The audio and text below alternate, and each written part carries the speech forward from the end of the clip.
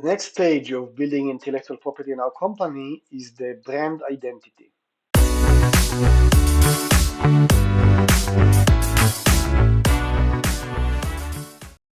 So, brand identity is basically who am I and how do I look? So, we had the 9 modules so far, and this is the 10th, I believe. It's like almost like 9 months of pregnancy, and now we're giving birth to our brand. So, the first thing that we need to do to build our brand identity is to have some kind of a mission statement. This is not a pitch, okay? I call it the pitch plus plus plus, okay? It's much more than the pitch because this thing is going to be a guiding principle for our decision making, okay? It is something which is going to inspire our employees. It's something which is going to communicate to business partners, okay, to investors. It's not like after they got to be our investors. It's something that is basically our goal, okay, in terms of values. You will see in a minute what I mean. So the first thing is to define the mission statement. So it's some kind of a concise declaration of what is the company's purpose. Okay, we're outlining the goals, the values. It's something which is very, very strong in how the company going to operate in the future. I'll give some examples. So the values, I would say you need to list about 2 to 3, maximum 4 core values. It shouldn't be like a chewing gum. It's sort of like the pitch deck principles, but it's not a pitch deck. It's not an elevator pitch. It's not. It's basically a set of values which my company is committing to. Okay, I'll give some examples. Sustainability. So the value is sustainability. We prioritize eco-friendly practices. This is a value statement, okay? We prioritize eco-friendly practices and long-term positive environmental impact. This is a really good value statement. When someone is reading that, they understand what my company is pointing at. What is my goal, my high-level goal. Be careful for that. Don't be too superlative. It needs to be actual. It needs to be something which I stand behind, okay? I really stand behind. For example, transparency. We provide clear, real-time insights into processes, fees, and financial transactions, unlike many other businesses, unfortunately. But if this is my value, all my employees, all my developers, the designers, the project managers, they know that this is our goal. This is what we're working for. Okay? So you need to define a set of 3 core values which are actual and they fit with your company, and these are the values you're going to stand behind. Next, we're going to select a name. Please note that until so far we didn't actually select a name for our company. We're starting to get to the point that it's becoming really important. Okay, the name is something that we're going to stand behind. Okay, don't forget, in the book of Genesis in the Bible, the first thing that God is doing, it could be a fairy tale, it doesn't matter, it's quite a strong one, because the first thing that God is doing is naming. Notice that the first thing that we're doing when we have children born, sometimes before even they're born, we're giving them a name. When we have items, we're naming them. People even naming pets. A name is something very important in the human mind because it's allowing us to associate with something, to relate to something. So we need to choose a name for our company. Okay, now the name needs to reflect the core value proposition. That's why we're selecting the name after we define those values. We need to keep it short and memorable. Something which is too long, too many words, it's not a good name. Okay, it needs to be short, focused, precise, memorable. I would do a lot of work to make sure that the domain name of that name is available.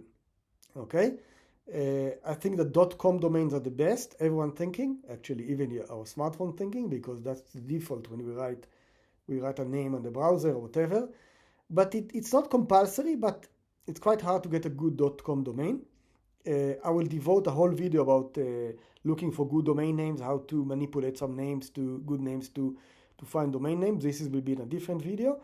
But that's important to make sure that the domain is available. It's really important to avoid overly complex spelling and to avoid a word which in some languages can sound rude.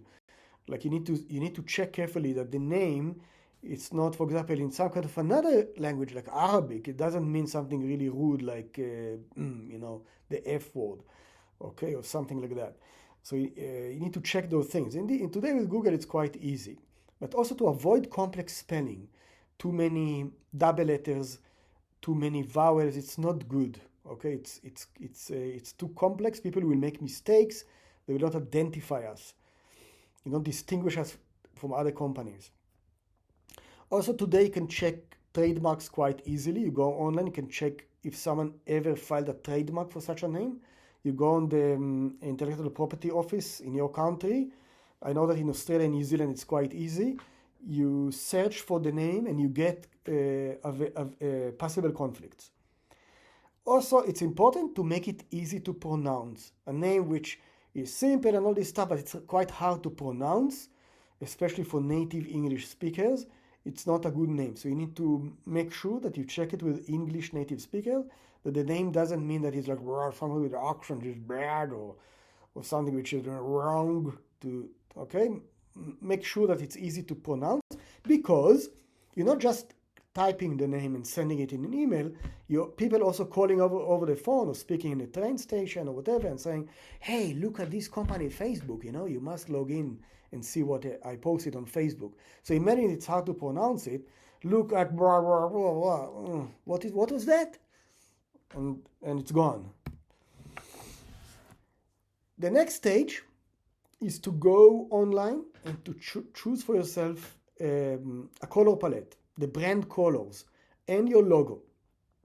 Okay, for logo you can get the help of a designer. For a color palette you can also get the help of a designer, but I would say that a good co-founder can select those things by herself or by himself. Okay, go online, check what is the meaning of colors, how colors are impacting people. Some people are impacted badly for some colors. Some colors are impacting people good. It needs to fit with your values. Blue color has different impact than red color, than green color, or brown color, black color, which is elegant. All those things are available online, or ask GPT or Claude, and select a color palette. After that, go on Google Fonts and select fonts which you like and emphasize your values and you connect with. And after you've done that, write some kind of a typography document, which is how titles are looking, how text is looking, how quotes are looking. This is called typography. And then in the end, I suggest that you design a logo. The logo needs to come in 2 stages. The first one needs to be color logo if you want to have a color logo, but you always need to make sure that you have a dark and white logo, and that like black and white or gray and white or whatever, and that it looks good when it's printed. Okay? Even at today printing is not so critical, still it needs to look good in printing, it needs to look good in low resolution devices and in black and white.